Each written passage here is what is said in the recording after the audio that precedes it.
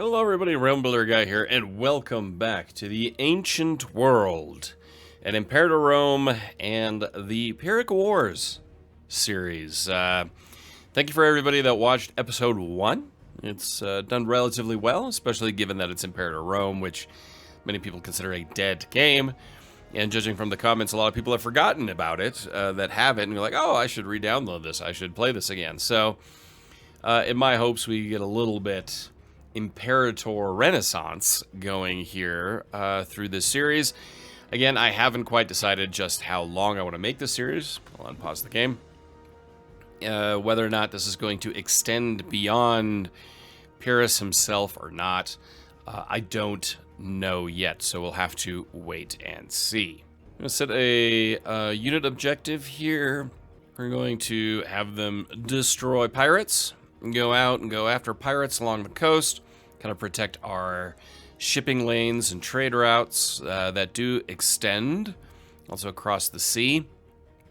What we're going to be looking at here is obviously we need to build up our political influence. It's being hurt right now by too many diplomatic relations. Now, in the last episode when we looked at the tree, at the tech tree, I didn't do the optimal thing. I think any of you that have been watching this channel for a while know that I don't care about optimal play. That I care significantly more about role-playing and playing into a character of a nation, a character, or the character of a character. And in this case, military was just a clear path, especially looking at Pyrrhus's own history. Diplomacy wasn't exactly his strength, and so I decided not to go down that. Now, if I was going to play a more... pause the game here real quick. A more optimal play, I would have gone down a technological advance. I would have given us an extra diplomatic relation, which we're currently losing 10% here in our political influence. We need the political influence to go up to 20. Once it's up to 20, we're going to start fabricating a claim, and we're going to start here with southern Italy. I could have grabbed the claims here through our mission tree, but I decided not to tick off Mackinac just yet. But instead, we're going to go initially after Italy.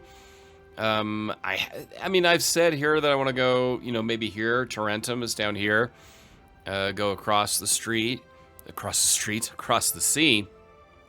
But we could also look at down here, land somewhere in Sicily, since we do have our alliance with Syracuse.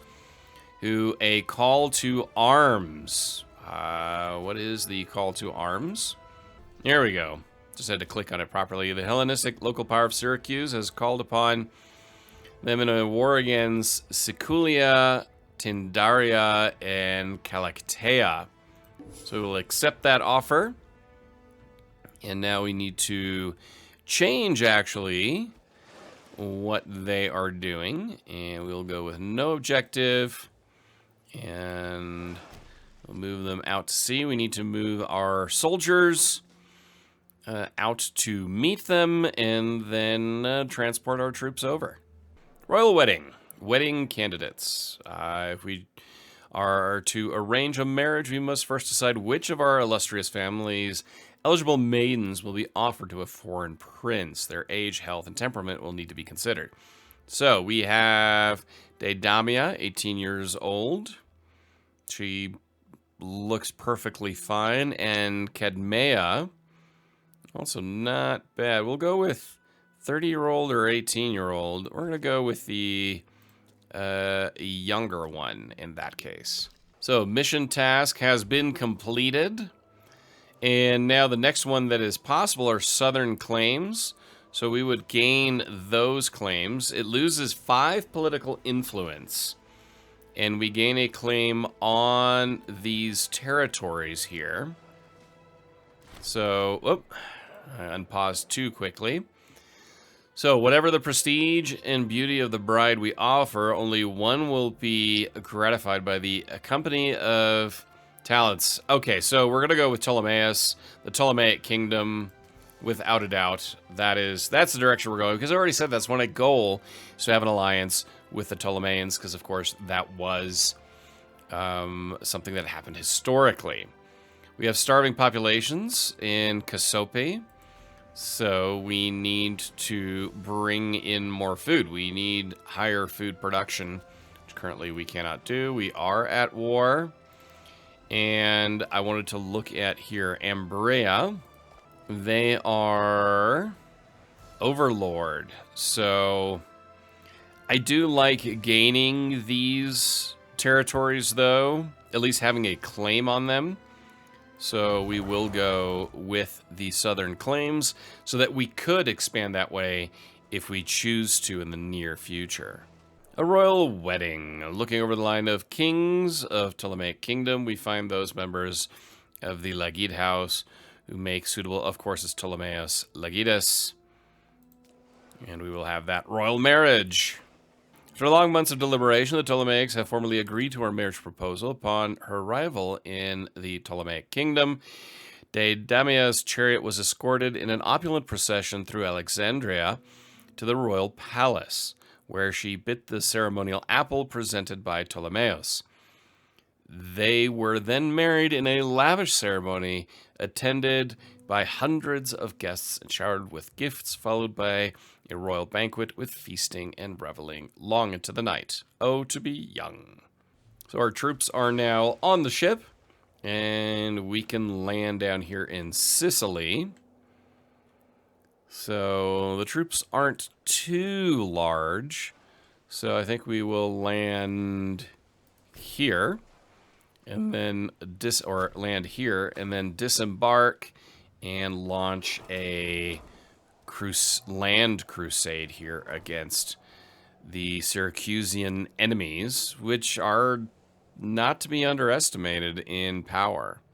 Syracuse, of course, losing a battle right away. There's a war in Greece. The Antigonids, in their hubris and folly, have chosen to once again resume hostilities with Cassandros Antipatrid of Macedon in a vain attempt to prove dominance over those known as the Diadochi. Troubling news indeed. But this happens literally every time. Things are not looking awesome for our allies. We'll land our troops, and then, excuse my voice, we will hunt the fleets of our enemies. And ideally here, so we've got Syracusan troops all the way over there. So let's move over there and get together with them. I'm curious why they aren't moving, but we're just going to station with them. Oh, they are besieging already. All right, so we will join them in their siege. See down here, the siege phase timer at 14%. Keeps ticking in our favor, another 14% as more and more allied troops are marching into Enna. And once they're there, or they're just bouncing back and forth because AI. Can't forget, it's still a Paradox game, which does have its AI issues in warfare. As any of you who are watching my Crusader Kings 3 series will no doubt know. Unused trade routes and capital, so we have a new trade route. What we need to do, we need to bring in more grain. So this will bump up our food, and we will bring it in from our allies in Syracuse. So we need to bump up our food production and keep everybody happy. I'm happy to be back into Imperator Rome. I'm playing this, like I said, it's been, gosh, it may have been 2 years since the last time I fired this game up, so I'm reacquainting myself with it slowly but surely. If you're looking for more information on Imperator Rome, just let me know. I mean, there are a ton of videos still out there floating from when it was still an active game. Man of Ares. One of our soldiers has the reputation of a man blessed by the god of war himself, fighting with a frenzy unlike any other. Some of our other soldiers question why he has not been promoted after all his heroic deeds during war, while others treat him as some sort of demigod. He will join our court.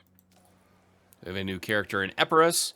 Of course, anything militarily, Pyrrhus is all about. So we have a lack of food. We need to... there's not much we can do about that right now. That's just attrition. Breaking alliance, the following alliances are considering to leave us. That would be annoying, but I wouldn't be overly sad about it, to be perfectly honest, because then our diplomatic relations we don't have that minus 10% of the diplomatic relations, and for me, Syracuse is a more important strategic partner. Siege 1, excellent.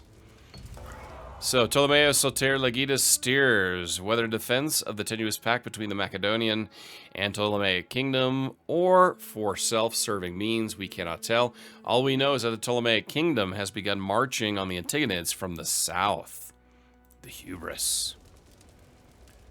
Alright, let's keep moving here. So the enemy is up north. And that is not great. So let's actually head back here with our troops. A scientific breakthrough. One of our researchers, Megaclid, thinks he is about to make a notable scientific breakthrough in the research he is currently working on. All that is needed is some more supplies and funds for the next couple of years. To be able to get his hands on some of these, he's personally asked our Basileos, Pyrrhus, the first, if he can be given access to them. Megaclid will get everything he needs. So Epirus gains plus 85% religious advances, gains corrupt researchers for 120 months, and a little bit of corruption. We are not going to squander our resources on one researcher. No, we will go that route. See what happens. There's 6,000 troops sitting there. That's not great. But we'll gain some of this territory back. I mean, you get it back simply by being there and sitting there, at least for a little period of time. Now we can go to the north coast and support that siege here on that coast. Again, those troops are just too big. Southern claims, soaring ambitions. The efforts of our Basileos Pyrrhus have succeeded in convincing the court of Epirus of the need to make bolder moves in order to protect our country from the ambitions of the Diadochi and whoever wishes to reduce us to slavery, starting with securing the Ambracian and Acarnanian cities. It is inevitable. So now we have those claims, which is great. And we'll keep an eye on Macedon. And again, yes, I say Macedon. Disloyal characters, no risk of civil war. And we have an unmarried ruler. So I think it's time to marry. Okay, so we'll find a chosen suitor from Epirus. No.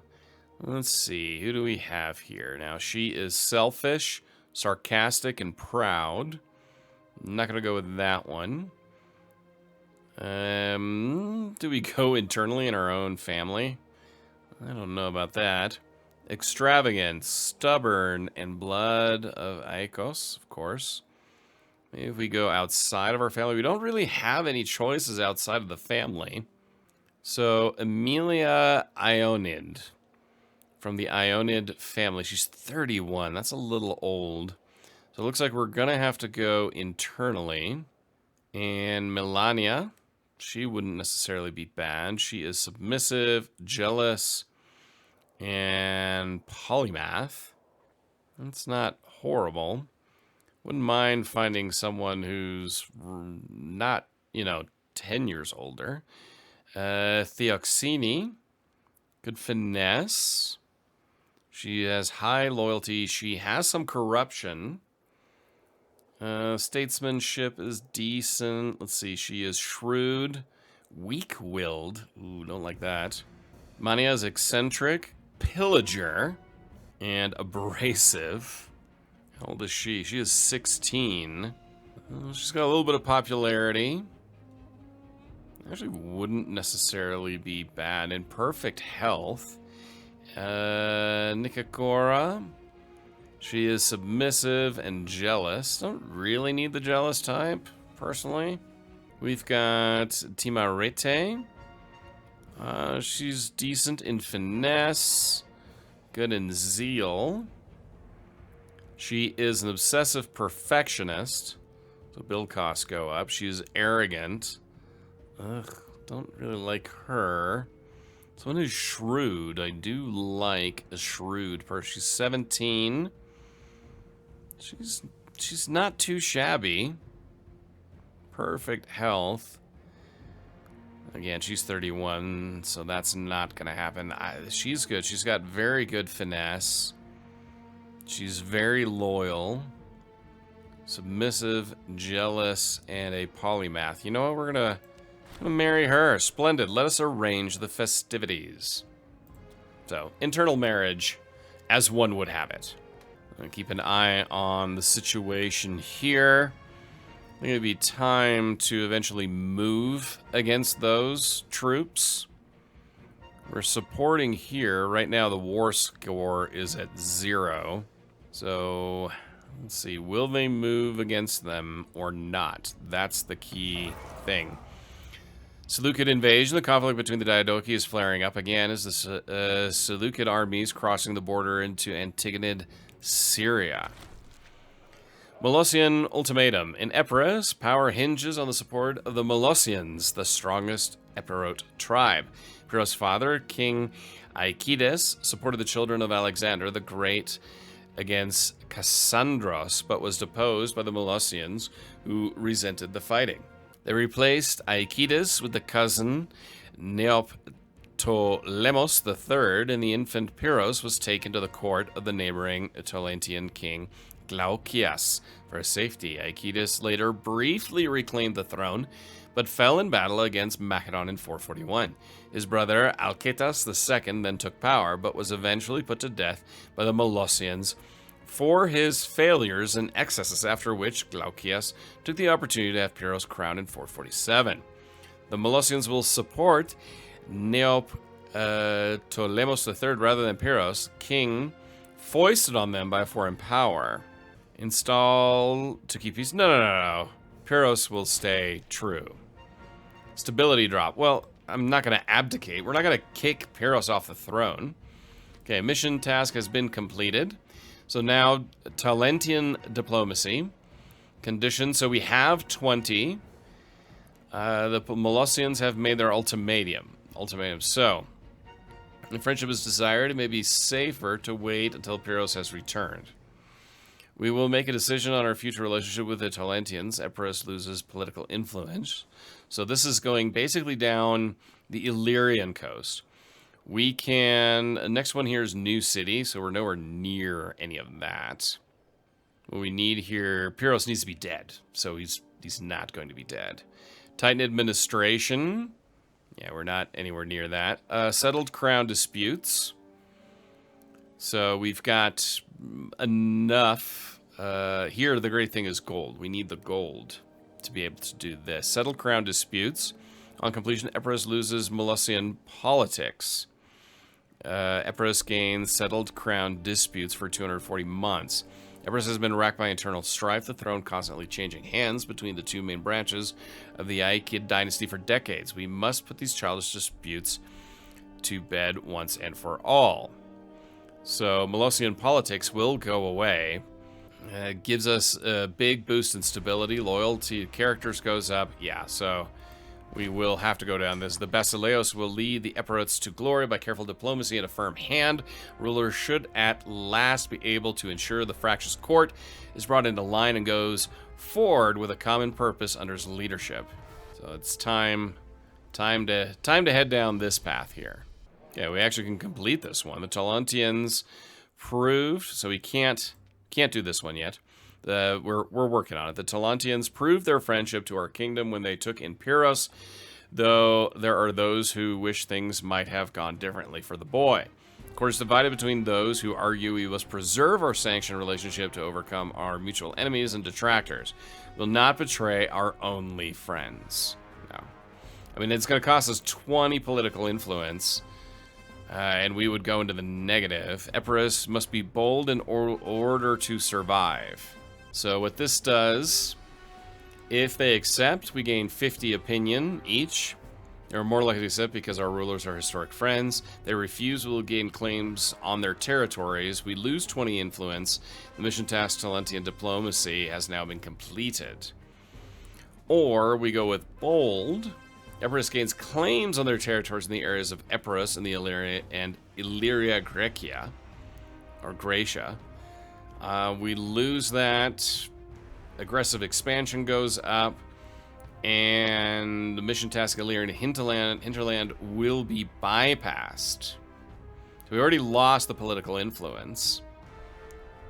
We won't betray our friends. So this is the one we're working towards.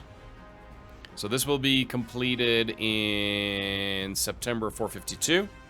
So we still have a few months until that happens. Again, I apologize for the rust. Just shaking it off. Shake it off. It'll come back to me with time. Talantian reply. Our envoy Kidneas has returned from Talantia along with the rest of the delegation. He reports that they have returned our gracious extension of friendship and seem surprised that the relationship has been called into question at all. Praise Harmonia. So there is a chance of civil war, and the civil war is the power base and subjects are disloyal. Siege is now won here. Excellent. Now we can move on. So they had a victory there. So yeah, let's move on to the next place to besiege. Lysimachos makes a move. Despite being the weakest of the Diadochi states, the Thracian satrapy has surprisingly begun an invasion of the Antigonid possessions in northwestern Asia, opening a northern front for the Antigonid kingdom. So let's see, they've got that under control. They're working on that. So yeah, slowly but surely gaining power and dominance in the region. Thrones of Jackals. To placate certain members of the aristocracy, Pyrrhus has been ruling as a joint king of sword-sharing power with Neoptolemus. Though this has fast become untenable, both see themselves as the rightful ruler of Epirus, and schemes have begun to unravel. Ultimately, influence rests with the Molossians, for without their support, a king cannot rule. Well, Pyrrhus is the king. Neoptolemus will be killed to settle the dispute. Necessary evil. In recent days, a plot developed, a court involving friends of both claimants, arising from a dispute at the festival of Ares. The overriding loyalty to Pyrrhus won out, allowing his friends so shrewdly implicate Neoptolemus in a plot to murder Pyrrhus, which they had mendaciously encouraged among friends of the claimant, and of course had to be met with a preemptive strike in return. With his treasonous plans revealed in the assent of the council, Neoptolemus was arrested and put to death for the good of Epirus. We can at last move on with our lives. Stability has been increased. Aw, so sad. So we lack a commander. He was, of course, our commander. We have no suitable commander. Settled crown disputes, courtly assent. The court has seemingly been convinced that Epirus is at last secure under the leadership of Basileus Pyrrhus.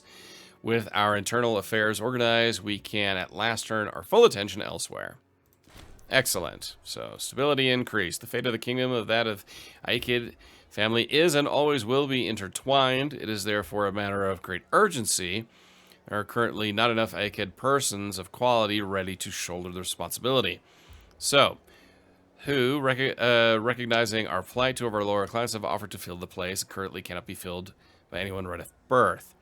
So, we have a Ropos Nicocridis. He's good as a military leader. He's got very good martial. And Charybas. Now, we're going to go with a Ropos for that task. What is in a name? By taking Aropos as a member of our royal family, we have no doubt done him a great favor. Yes, we are one family of one name. So now, do we have? Nope. Just not enough. But we are still sitting there. So we have completed a task. We can tighten administration. So this task will take 365 days to complete. We've got all the conditions met for it. We'll lose 5 stability. We're losing stability, but we're okay-ish right now. Epirus gains tightened administration, so build costs go down, national tax goes up, and loyalty of characters goes down. The Molossians still hold far too much influence in the country, both at court and in the management of land. If we are to compete with our neighbors, we must continue to centralize power of the crown. 100%. Epirus must not be held back. So stability has decreased, but we are gaining benefits from it. So onward. Revenge of the Furies. Our envoys bring us news from Macedon, where it appears Basilios Cassandros has succumbed to the disease of kings, an excruciating affliction brought on by intemperate diet. Already, there are whispers that Cassandros is being punished by the gods for his treatment of the Alexander's family. It's fitting. So, another siege has been won. And the following Rs are exiled in foreign territory and need to go back home so they can fight again. Okay, so we will head back home. Move them. Actually, we're gonna move them over here. Our fleet over here, and load our army on there and send our army back home. And Syracuse has won the war, so that has happened. That's what that's all about. And now we can send our armies home. It's weird the war score didn't pop up, so that's a little odd.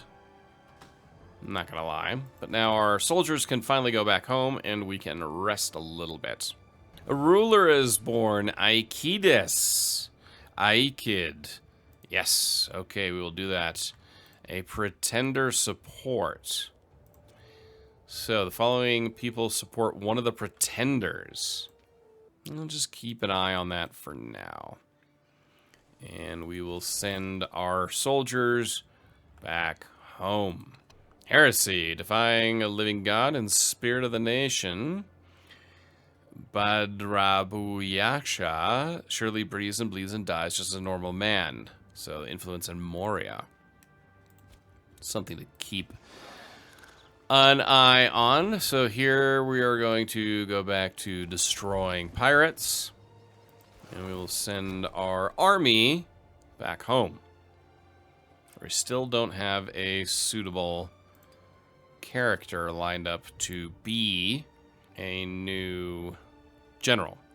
So one thing we've been dealing with, obviously, is a lack of food. So we can build a granary, which will help our provincial food capacity go up, and the modifier goes up, and local civilization goes up. We can also look at a library, so that bumps up our civilization level, pop conversion speed, and research points.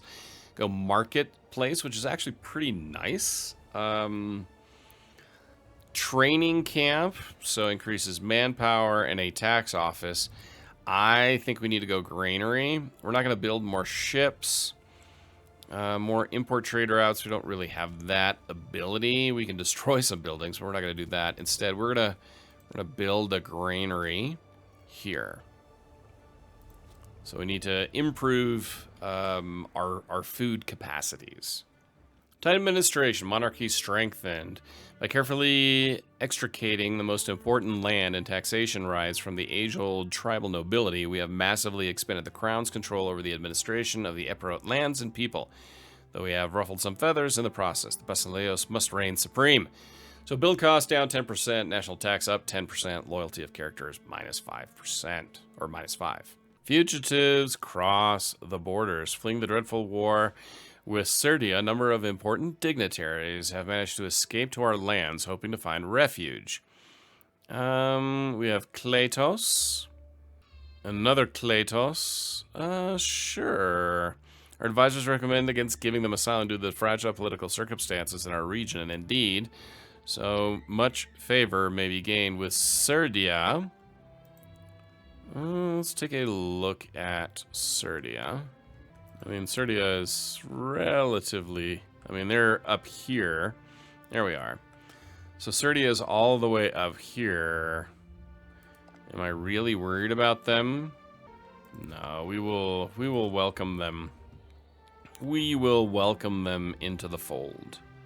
Stockpile disappears. It has come to our attention that a substantial amount of the state food stockpiles in the province of Epirus have seemingly disappeared overnight. The whereabouts of the supplies are still debated. Some claim a group of assertive Teutonian merchants have swindled an incompetent clerk We will just have to buy it back. We don't have the money. Heads will roll. So, yeah.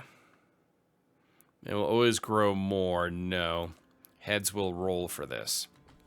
So now we need to look and see what we can do. Macedon right now, they are, I mean, in this huge war here with the Antigonids, Thracians, Seleucids are over here. Look at Armenia. And then, of course, the Ptolemaics. Now, the question is, do we try to take these away? So this is a tributary of Macedon. Now, we could go to war with them and try to take that ourselves. We could also look up north. And here we have Apollonia.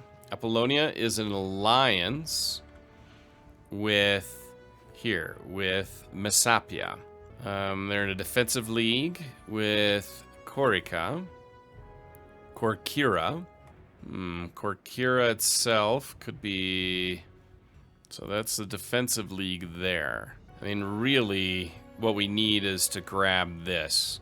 So they're in a defensive league with Apollonia. Not really what I'm overly worried about, but I feel like we should take what's right in front of our coast first. So we're going to fabricate a claim. Province of Epirus. I don't think we have to. So, I mean, there's a war without Casus Belli. This would be a huge hit to our stability. So we wouldn't do that. But I don't like having them right here off of our coast and not being part of it. It's funny that we have to fabricate a claim on our own, basically, province, but we're going to work on that. So we're working on fabricating the claim there. So Macedon is not great. So once this claim fabrication is done, so 455, that'll be done, so it's still going to be a while. With Macedon here, nah, we're not gonna worry about these guys anymore. We're not gonna be friends with them. So we're not gonna worry about improving their opinion of us, because it's just not gonna happen. It's just not gonna happen. Instead, look down here into the Peloponnese. Still have these huge defensive leagues, which, if you remember, if you watched my Sparta series, which I do recommend you check out, it was with the vanilla game, so without the Invictus mod, but it was still, it was good. It was a 2.0 version game. Breaking that defensive league is a huge chore as Sparta. What do we got going on down here? So Carthage is at war with Syracuse. It's interesting that Syracuse hasn't called us in. I mean, we're an ally with Syracuse, but they have not called us into this war with Carthage. So they are at war here, Carthage, and then everything across here, all the Carthaginian allies. So Sicily may, the issue with Sicily may end up becoming dealing with Syracuse. But them being at war with Carthage is also not without its issues. The cursed house of Antipatros. More news from Macedon, where now Philippos, the eldest son of the Diadochi Cassandros, has apparently been stricken with a terrible illness that is said to be slowly eating him away internally. Ugh. Macedon is kind of falling apart here, and we can see it. The Antigonid kingdom has now expanded Macedon all the way up here, so I am not... I mean, there's 6,500 troops here, sitting here. And that is not something I would want. So we're going to not chase pirates right now, but we will move them here. Oh, actually, we can cross up here. So never mind. We don't need our navy for this. Scandalous Dominus. While the occasionally rakish and louch tendencies of Megacles Megaclid are well known throughout the upper circles of Passaron, no one was quite prepared for the appalling slew of allegations leveled at him of late. There are growing rumors of terrible indecencies perpetrated on slaves at debauched gatherings honoring Dionysos, where Megacles and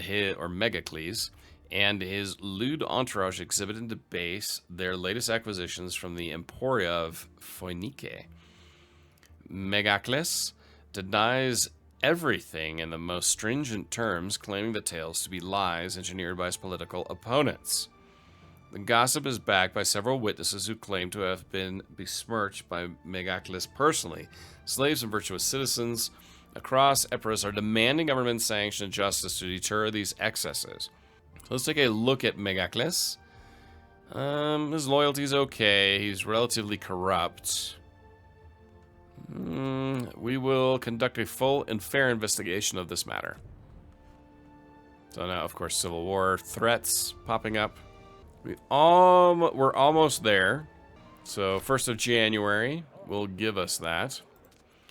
The trial developments. Although there is still much work to be done gathering testimony and exploring the specific crimes, both religious and temporal, that Megacles may have committed, preliminary findings point heavily to his guilt. While the investigation is not complete, some have suggested that Megacles be prematurely detained in order to ensure he does not try to escape justice, though this will undoubtedly distress the Megaclid family. No stone unturned, justice will be done, and we will be ready to go to war here relatively soon. And we have a Casus Belli, or Casus Belli. So we are going to move our troops over here. And then once we declare war, we will raise all of our levies. So here we will declare war. We will bring in Taulantia, and we will take what is ours. Apollonia will come. That's the small country here, but Taulantia will come in, and that's that larger nation here. So we have declared war. And as such, we can now go to our military, and we will raise all of our levies. And the scandal draws to a close. After several weeks of gathering testimony, it has become clear that even the wildest rumors circulating Passaron hardly scratch the surface of the wickedness perpetrated by Megacles, who has committed unspeakable horrors in the name of Hades. Countless witnesses have come forward, from household slaves to catamites, and the mountain of evidence cannot be dismissed as mere calumny. Having consulted with the most senior religious and juridical experts, there is no doubt that Megacles is heinously guilty in the eyes of the law and Zeus both. Yesterday, the high priest joined near all else in begging for his blood. Yes. A ruined reputation and fine will determine no. We will not tolerate this level of turpitude in our midst, and he will be imprisoned. Now, we have raised our levies. We'll move them over here as well. First levy under Pyrrhus himself, and we need a new researcher. For religious advances. So here we could go with another Gilead, but I don't really want a Gilead. No, we're gonna go with Hermesianx and put him in charge there.